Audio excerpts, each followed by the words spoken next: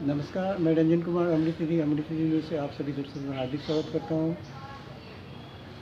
हम सभी आजकल जो हैं जी रहे हैं कोरोना महामारी के युग में, और आइए इस विषय पर बातें करते हैं एक वरिष्ठ शिक्षक और सामाजिक कार्यकर्ता श्री एच.एन. भट्टाचार्य जी से।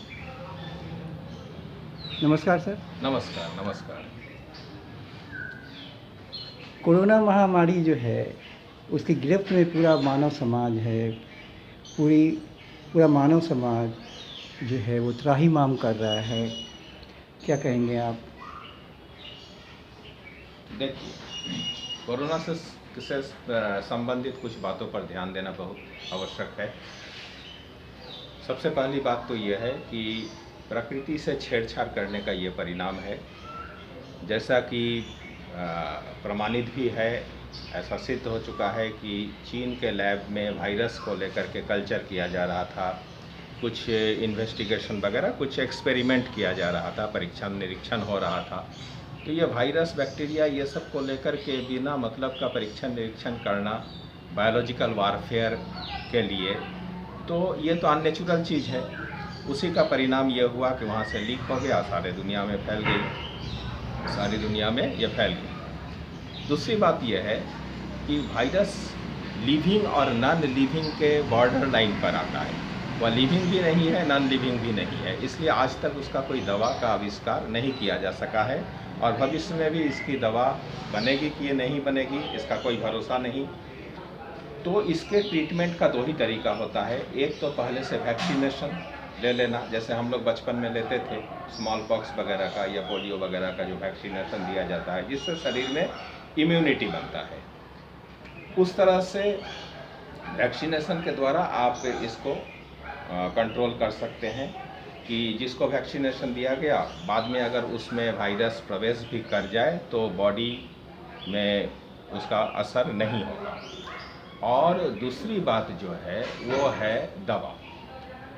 तो उस दवा का भी प्रयोग इम्यूनिटी को बढ़ाने के लिए ही होता है, और वैक्सीनेशन का भी वही उद्देश्य है, शरीर में इम्यूनिटी तैयार करना। अब एलोपैथी में इसका कोई इलाज है नहीं। बहुत बड़ी संख्या में जो मरीज आज मर रहे हैं पूरी दुनिया में, उसका एकमात्र कारण है कि गलत ट्रीटमेंट हो रहा है। जो एलोपैथी दवाएं दी जा रही है वो वायरस का कोई दवा है ही नहीं, और ना उससे शरीर का इम्यूनिटी बढ़ता है। अब हाइड्रोक्सीक्लोरोक्विन वगैरह जो आप दे रहे हैं, एड्स का दवा दे रहे हैं, या तरह तरह का तरह तरह का खतरनाक दवा आप वायरस को मारने के लिए, या जो भी जिस कारण से भी हो, मुझे तो पता नहीं, मुझे तो ये आज तक समझ में नहीं आया कि किस उद्देश्य से ये सब दवाएं दी जा रही है। इंजेक्शन जो दिया जा रहा है उससे पेशेंट्स का डेथ हो रहा है, और नाम हो रहा है कि कोरोना से डेथ हो गया। कोरोना से डेथ हुआ कि दवा के इफ़ेक्ट से, बैड इफ़ेक्ट से डेथ हुआ, इसका निर्णय कौन करेगा? क्या किसी भी कोरोना पेशेंट का डेथ होने के बाद उसका पोस्टमार्टम होता है? नहीं होता है। तो कह दिया जाता है कि कोरोना से डेथ हो गया।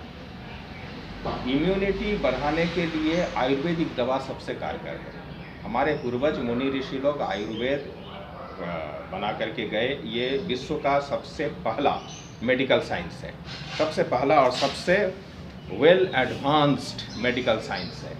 लेकिन दुर्भाग्य की बात है कि स्वतंत्रता के बाद इस आयुर्वेद को प्रमोट करने के लिए ऑफिशियल या सरकारी लेवल पर कोई काम नहीं हुआ। ये दुर्भाग्य की बात है। अभी बहुत सारे, जैसे अब कुछ पतंजलि वगैरह, जोगपीठ वगैरह कह रहा है कि मैं इसका दवा आविष्कार कर लिया हूँ, लेकिन ब्यूरोक्रेटिक जो ग्रुप है हमारे देश का, आयुष मंत्रालय या बाकी, वो उसको परमिशन नहीं दे रही है। उसके बारे में उसको संदेह है। संदेह होने का कारण वही है कि आपको वेस्टर्न साइंसेस, एलोपैथी पर तो विश्वास है, लेकिन हमारे ट्रेडिशनल जो है सिस्टम्स पर विश्वास नहीं है। आयुर्वेदिक तो, और ये क्या कहते हैं, होम्योपैथी पर विश्वास नहीं है जी। ये बहुत ही दुर्भाग्य की बात है कि हम वेस्टर्न साइंसेस की ओर एक पैशन, एक क्रेज बना करके चल रहे हैं, और हमारे आयुर्वेद वगैरह, हमारे देश की जो देश का जो ज्ञान विज्ञान है उसको हम नेग्लेक्ट कर रहे हैं। होम्योपैथ भी सर, गिलोय, तुलसी, अश्वगंधा, आंवला या और आपको संतरा हो गया, जैसे फ्रूट्स में संतरा, मौसम्बी, ये सब जो है ना, ये सब बहुत कारगर है। अगर आज हमारे देश में एक चीज़ कह करके मैं अपना वक्तव्य को समाप्त करना चाहता हूँ, आज हमारे देश में हर शहर में, हर गली में जितना एलोपैथिक मेडिकल ये नर्सिंग होम्स है, एलोपैथिक हॉस्पिटल्स है, उसकी आधी अगर सरकार, अगर उसका आधा 50% भी अगर आयुर्वेदिक नर्सिंग होम्स और हॉस्पिटल्स होते, तो आज मैं गारंटी के साथ कहता हूं कि देश में कोरोना को लेकर के कोई डर, कोई आशंका की बात नहीं होती और आराम से जितने लोग आज मर रहे हैं या संक्रमित हो रहे हैं वो नहीं होते। लेकिन अब क्या किया जाए, अब लोगों को इसके बारे में सचेत होना है, खुद से ही सचेत होना है। और एक बात और, ये सबसे अधिक परेशानी तो गरीबों को हो रही, क्योंकि उन्हें पैसे नहीं है मास्क खरीद कर लगाए वो। और रही बात एक चीज़ और, सोशल डिस्टेंसिंग या फिजिकल डिस्टेंसिंग कहाँ से गरीब लोग करेंगे, क्योंकि एक एक कमरे में 10-10 लोग रहते हैं। मुंबई में तो जो रोज़गार करते हैं वो लोग एक कमरे में 10-10 युवक रहते हैं, 15-15 युवक रहते हैं, दिन में निकल जाते हैं काम को, रात में एक ही कमरे में रहते हैं। देखिए, जिस तरह का उपाय सुझाया जा रहा है कोरोना से बचने के लिए, वो एक भी प्रैक्टिकल नहीं है। गरीब लोग जो हैं, अब रिक्शा वाले, ठेले वाले, किसान, मजदूर या कंस्ट्रक्शन साइट पर काम करने वाले, छोटे छोटे दुकानदार या लाखों करोड़ों जो गरीब लोग हैं, वो कहाँ से सैनिटाइज़र खरीदेगा, कहाँ से मास्क रोज रोज नया नया या बीच बीच में नया नया कहाँ से खरीदेगा, और साबुन, हाँ साबुन कहाँ से खरीदेगा, वो उतना खाने को रोटी नहीं है, चूल्हा नहीं जलता है, क्योंकि बहुत सारे ध्यान रखेगा। बहुत सारे मजदूरों का तो, बहुत सारे जो शिक्षक हैं, पत्रकार हैं, उनका घर उजड़ गया है, बेरोजगार हो गए हैं, तो कहाँ से ये जो सोशल डिस्टेंसिंग की बात की जा रही है, ये सोशल डिस्टेंसिंग कहाँ तक संभव है? ये तो मिडिल क्लास के या हाई क्लास के लोग इसको मेंटेन कर सकते हैं, क्या गरीब सोशल डिस्टेंसिंग कभी मेंटेन कर सकता है? जहाँ पर आपको किसी कंस्ट्रक्शन का काम करना है, आपको कहीं पर ठेला लगाना है, ये लगाना है, तो उस तरह से करना संभव नहीं है। ये सब इम्प्रैक्टिकल चीज़ें हैं। और सबसे पहली बात यह है कि आप कहाँ तक एक वायरस से बच सकते हैं।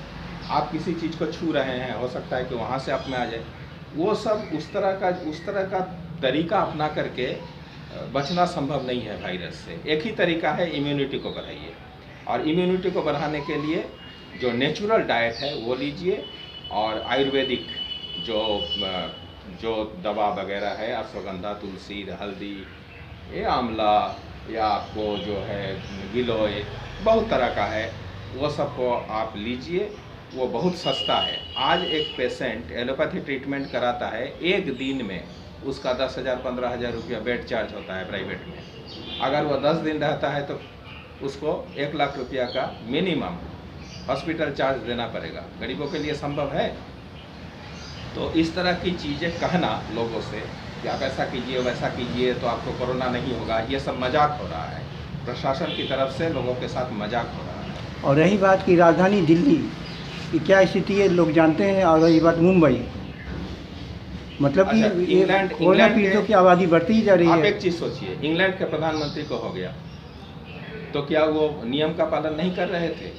बड़े बड़े लोगों का जो हो रहा है, मिनिस्टरियल लेवल के लोगों को हो रहा है, या और भी बहुत हाई अप सोसाइटी के लोगों को जो हो रहा है दिल्ली में, बॉम्बे में, जिन लोग आम ऑर्डिनरी आदमी के साथ कभी मिलते नहीं हैं या भीड़ भाड़ में जाते नहीं हैं, फिर भी उनको हो रहा है, तो आप कैसे गारंटी के साथ कह सकते हैं कि ये मेल मिलाप से ही बनता है?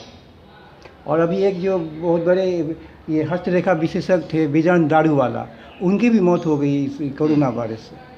आश्चर्य की बात है कि अमेरिका का जो एक वारशिप है, जो गुआम पैसिफिक ओशन में, जहाँ पर चारों तरफ 5-6 हज़ार मील तक केवल समंदर है और समंदर के बीच में वो रुका हुआ है, वहाँ पर वारशिप में जो कुछ अमेरिकन सोल्जर्स थे उनको संक्रमित पाया गया।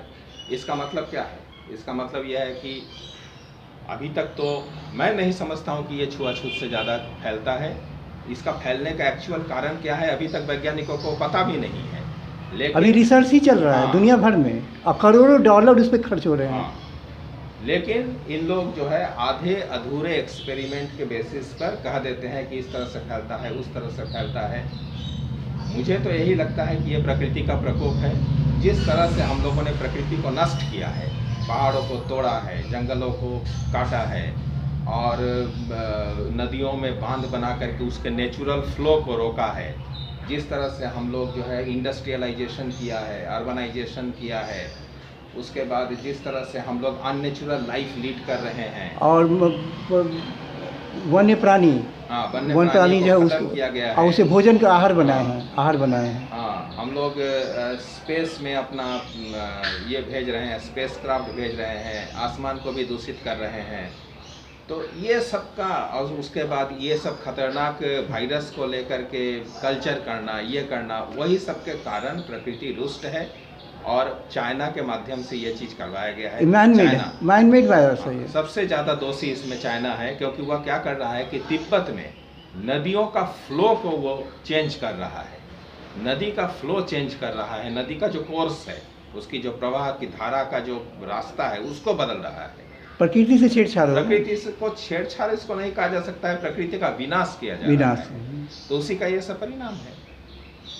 तो रही बात कि इससे बचाव यही हो सकता है कि हम लोग मास्क लगाएं और जो नियम है इसका गाइडलाइंस उसका पालन करें, तभी हम लोग क्या कहते हैं ये और अपना बचाव कर सकते हैं। इसका बचाव का एक ही तरीका है मेरे हिसाब से, आयुर्वेद में जो इम्यूनिटी बढ़ाने का जो तरीका बताया गया है, आयुर्वेद में शरीर को स्वस्थ रखने का जो तरीका बताया गया है वो अपनाया जाए।